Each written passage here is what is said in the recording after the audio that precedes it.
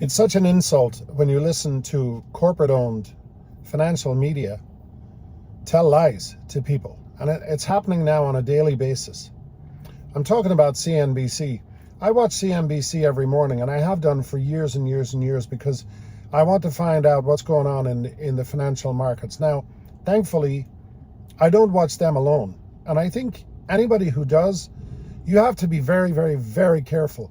The fact of the matter is, many of these big giant corporations are in bed together, and they do a magnificent job of trying to destroy companies who are actually operating in the interest of the investor and in the interest of the public.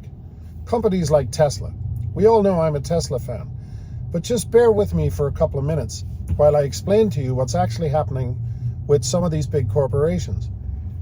One of the interviews they did this morning was with Uber, and they had Dara was on there. They had the guy who's running Uber, and they made it sound like this is this enormously growing company. And, Dara is on there, and he's given them all these statistics on how they're growing in different countries, and they're building these alliances with all these different companies that are already operating in places like Europe and worldwide. The fact of the matter is, Uber is history. And even if you don't believe that the Tesla robotaxi will be a success, let's say you don't believe that. Let's say, which is a ridiculous thing to even say, that Waymo is the one that's going to be successful. The fact of the matter is, one of those companies is going to win, or maybe some other company is going to. They're going to win. They're going to create the autonomous robotaxi style platform. And, here about a year ago or 6 months ago even, people started to say, well, maybe Uber will just join forces with them. They'll join forces with Tesla, or they'll join forces with Waymo, right? But the fact of the matter is, neither of those companies mentioned need Uber. Tesla has its own app. They have their own ride-sharing app. They certainly won't need drivers. So why would they even need Uber? Uber is like the cassette tape in the 80s.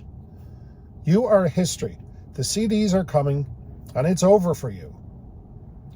But nobody on the panel even broached that question. Nobody even brought up Waymo. They didn't even bring up robotaxi. They hate Tesla anyway, for obvious reasons. Now, I want you to keep in mind that all these companies that I mentioned here are basically advertisers on CNBC. CNBC, of course, is owned by Comcast, right? Are you following me here? Who is Comcast's biggest competitor right now? Starlink. Who owns Starlink? Ironically enough, it's the same guy that happens to own Tesla, who is getting ready to launch a robotaxi service. That's number one. Number two, the next interview I saw was with DoorDash. DoorDash is essentially in the same position as Uber, though DoorDash may survive much longer because it's pretty much known as a food service delivery company, right? Uber Eats was doing very well and still does very well in some areas. But again, DoorDash ultimately will be unnecessary. DoorDash owns nothing. They basically depend on restaurants to cook food, and then they depend on delivery people to deliver that food. Once again, the Waymo app or the Tesla app or whoever it is, I believe it's Tesla. But even just to stretch that out and say Tesla won't succeed, somebody is going to succeed. DoorDash is history. That was the number two ridiculous interview. Nobody asked DoorDash if the competition was coming. It was never even a question. They just sit there and listen to the CEO blab on and blah, blah, blah, blah, blah. And then just, oh, thank you. Thanks for coming on. We really appreciate you having here. Good luck in the future. Oh my God, it's disgusting. The next interview that was on there was Bob Iger from Disney, right? The Disney CEO. Bob Iger has a phenomenal reputation. He's been a great CEO. Disney is a dying entity.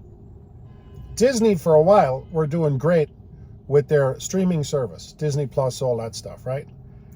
They had a great lineup of movies. They made some great alliances with movie companies, with different platforms, etc. They were doing really well. Those revenues are dropping. And they're dropping because Netflix is enormous. And Paramount is a close second. And there are others out there.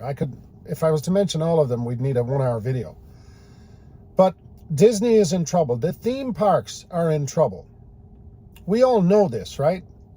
So why are they on there today? They're on there because they're advertising a new theme park that's going to be built in Abu Dhabi. And they're talking about the fact that they met with the people in Abu Dhabi, and then on the flight back to the United States, Bob Iger was sketching a design on a napkin. They stole that, I think, from the Beatles, who wrote songs, or maybe who was it that wrote a song? Was it the Police, I think? Yeah, I think it was the Police that wrote a song on a plane. Whatever. That was a stolen narrative. It's stolen. It's a bullshit story, basically. But here's the reality. Disney theme parks are dying.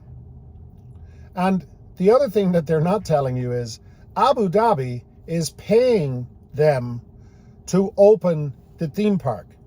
This is not costing Disney any money. Abu Dhabi are paying many big giant corporations to come and open different facilities. The reason they're doing that is they're trying to build a tourist industry there. And will it work? Of course it will. It will certainly work temporarily for companies like Disney. Disney opening there reminds me of a restaurant, right? You can open a brand new restaurant that absolutely sucks. But as we say in the industry, it will have what's called the honeymoon phase. It will do well for 6 months, maybe a year, because everybody wants to try it. And then the novelty wears off. But Abu Dhabi doesn't care because they'll attract a whole bunch of new people, and those new people will find other things that they like. They're only going to go to Disney once or twice, or at a stretch maybe 10 times. They're not going to continuously fly to Abu Dhabi to go to Disney. And once again, the people interviewing on CNBC, they didn't ask the obvious question. And the obvious question is, how has the metaverse, artificial intelligence, VR, this new technology that's coming, how is that hurting your business? That was an obvious question. But they didn't ask that question.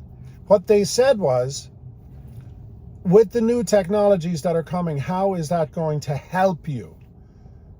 And then Igor and his sidekick there, whatever the hell his name was, he answers in such a political fashion, it was unbelievable. He went back to the history of this same old story.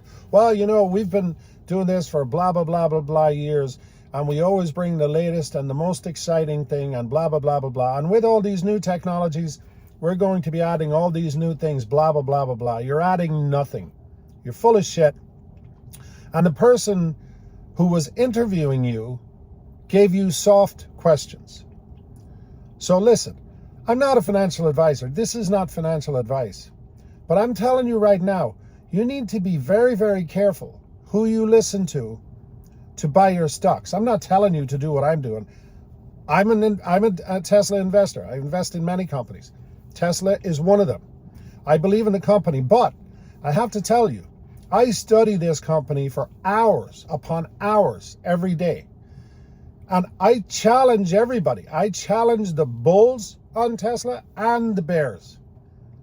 I'm telling you, if you're not paying attention to where we're going in the future, especially with artificial intelligence, you're going to get crushed.